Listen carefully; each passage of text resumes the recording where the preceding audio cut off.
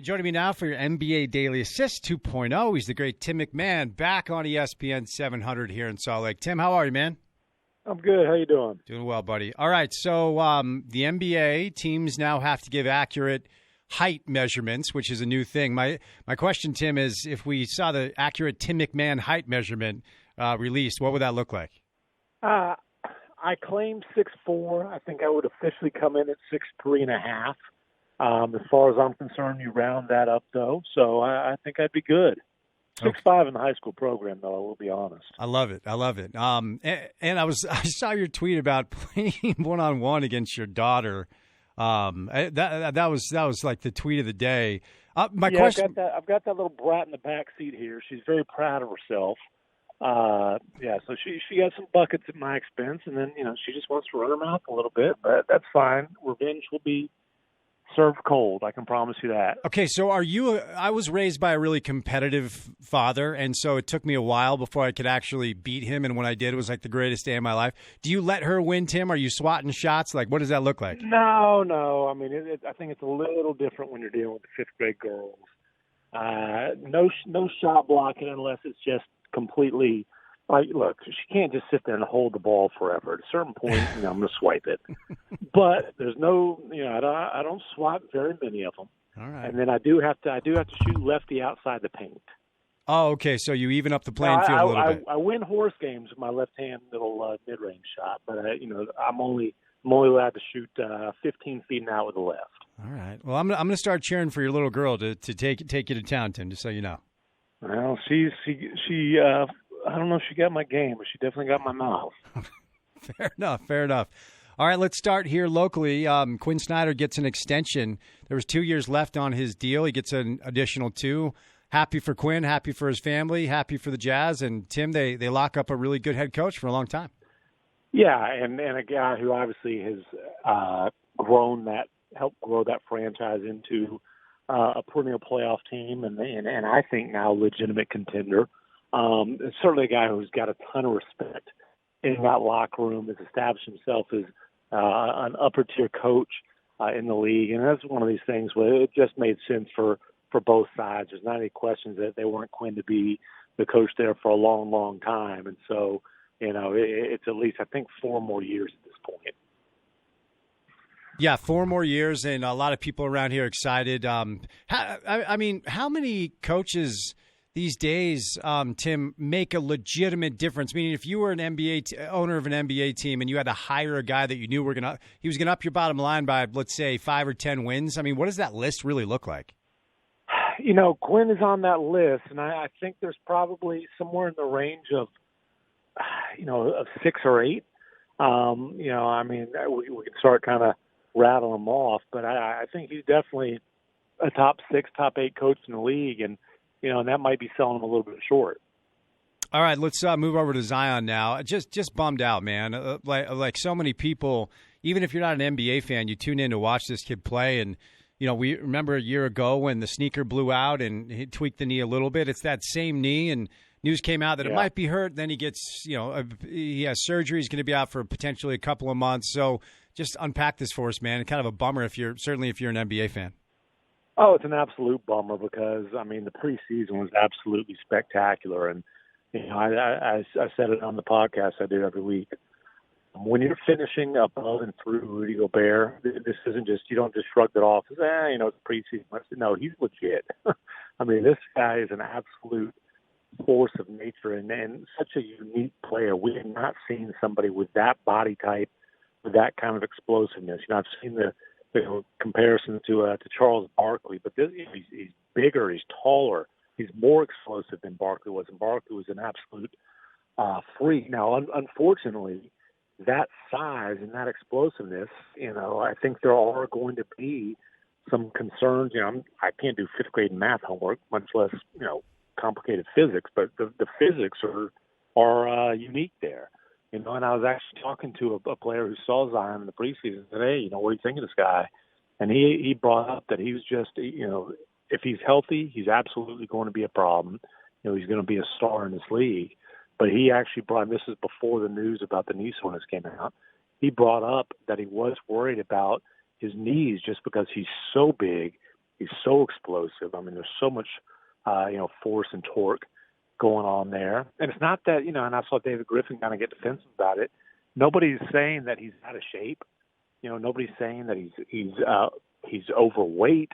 He's just a massive human who's ridiculously explosive. And I think that it is going to be kind of a unique challenge for that training staff, which they just brought in a great training staff that was in Phoenix for years, and for that medical staff to kind of figure out, exactly what precautions need to be taken, how they can help keep this absolute, superstar potential guy as healthy as can be. I saw that with the preseason awards, Tim, that you still went with Zion for Rookie of the Year. A lot of people have changed their pick to John Morant or somebody different. So I guess I take that to mean you're not concerned about the long-term prognosis of what this could mean for him.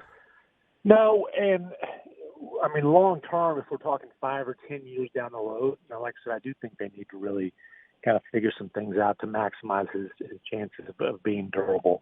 But look, say I did the math like this. Let's say he's going to play 60 games this season, right? 55, 60 games. I think he's going to be so special in those 55 or 60 games that when you add it up at the end of the year and you're looking to make your votes, I think he's just going to be so much better than the rest of the rookie class in a small sample size, but still, that he'll end up getting at least my vote. Now, look, I'll say this. A little bit different because it was such a weak rookie class, but I probably would have given Joel Embiid my vote when he played whatever it was, 30-some-odd games.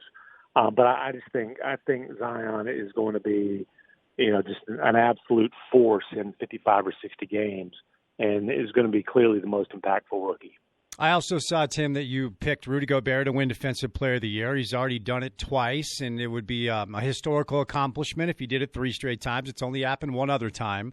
So I've got a 2-parter for you. First of all, talk about why you picked Rudy to win the Defensive Player of the Year. That might sound like an obvious question. And my second part is there another member of the Jazz, whether it's the coaching staff or the team, that you think could also take home an award this year? Well, I picked Rudy, one, because he's clearly the most dominant defense player in the league, has been for certainly 2 years running, arguably 3 years running, and 2, because I don't want to hear his whining if he sees it and predict him to repeat his defense player of the year, because the man does pay attention to voting. Oh, yeah, definitely. I wasn't about to, when I'm out in Salt Lake City next week, I didn't want to run into an angry Frenchman. As far as other guys, obviously Quin Snyder, is going to be a Coach of the Year candidate. And I think Joe Ingles can be a 6th Man of the Year candidate. Lou Williams is the guy I picked, and that's not exactly stepping out on a limb. And Lou Williams is obviously going to fill it up. But, if Joe really kind of takes to that role, I could see him averaging 6-7 assists, maybe 12 points, 6-7 assists, being a good defender, a solid rebounder off the bench. And if the Jazz are a top 2 or 3 seed in the West, and he's putting up those kind of numbers and clearly making a major impact as kind of the chief of that second unit, then I could definitely see him being in the run for an award.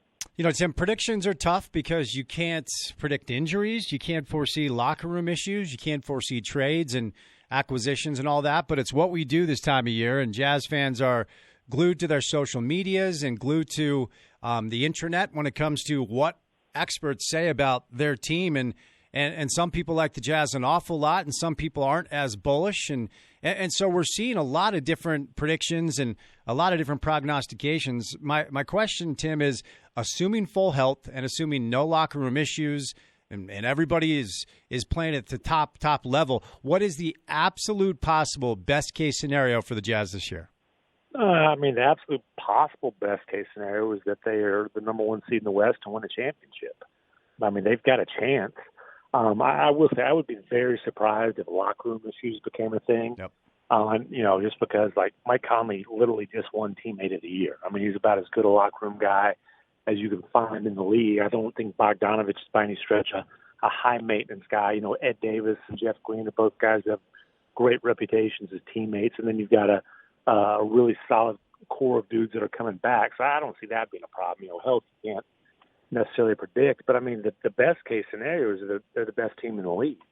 Now, personally, I think the Clippers go into the season as clear favorites. You know, obviously they're not going to have Paul George for probably about a month, and they'll have to kind of get him acclimated. But again, best case scenario, the Jazz can be the best team in the league. That's not far-fetched by any stretch of the imagination. You know, my prediction, I think they're probably somewhere between the 3 and the 5 seed, and then, you know, we'll see what happens come playoff time.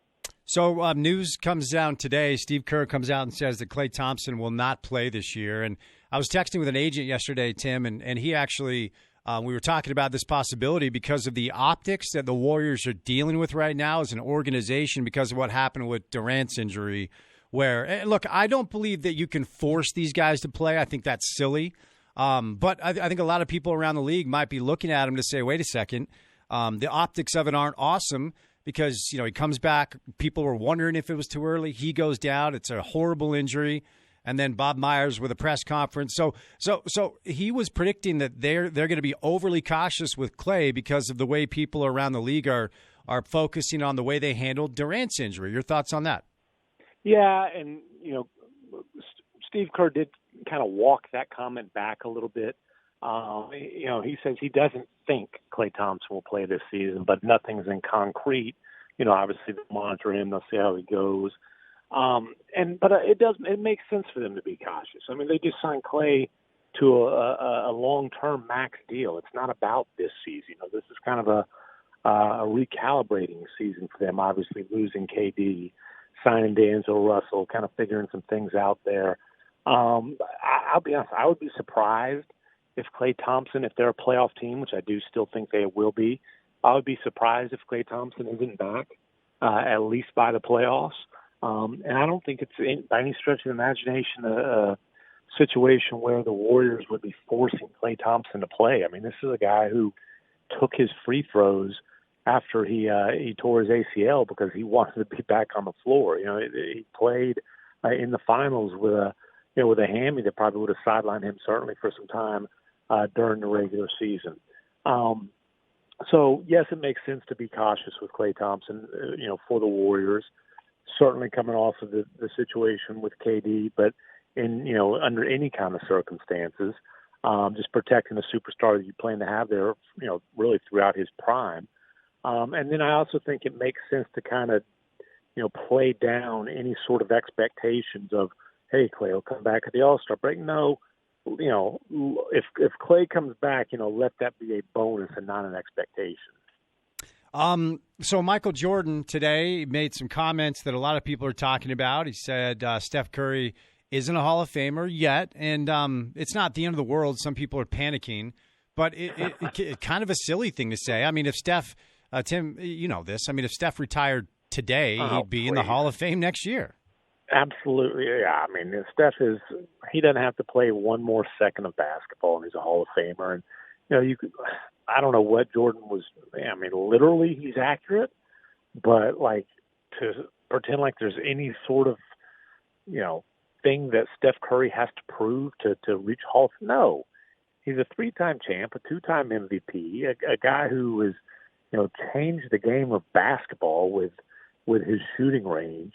I don't know. I bet you if Steph Curry decided to force a trade to go back to his hometown team, Michael Jordan would think he's a Hall of Famer at that point for sure. Yeah, no doubt. Tim, last thing that will set you loose. Tony Jones is going to hop on the show, and my question is, Tony claims he's 5'8" and 3/4 barefoot. If we saw the accurate measurement for Utah Jazz media, what would Tony Jones measure in at? Well, I did notice that the rest of the Jazz media, you know, took their shoes off and got measured today, and Tony decided to sit that one out. Mm-hmm. He might be 5'8" and 3/4, but that's the waistline. We're talking about height here. So, you know, make sure you're getting, you know, some clarification on what exactly you're measuring there with Tony. I will say this. I have hooped for Tony. He does have some Khalid El-Amin to his game. There's no doubt about it. He is the best portly point guard, certainly in Salt Lake City. I'll give him that. We are definitely going to play this entire thing for him when he joins us next. Hey, Timmy, thanks well, for the... I talked that kind of smack because when I went out to play with him, Yeah. he made me guard a 6'9" dude, and it was the first time I'd hooped. It was like in February. It was the first time I'd hooped since the start of the NBA season. So a little bit of payback there. There you go. Hey, Tim, thanks for the time today. I know you're busy. Enjoy the opening night. Enjoy the week ahead, and we'll chat with you next week. All right, brother? All right. Appreciate you having me. Appreciate it, man.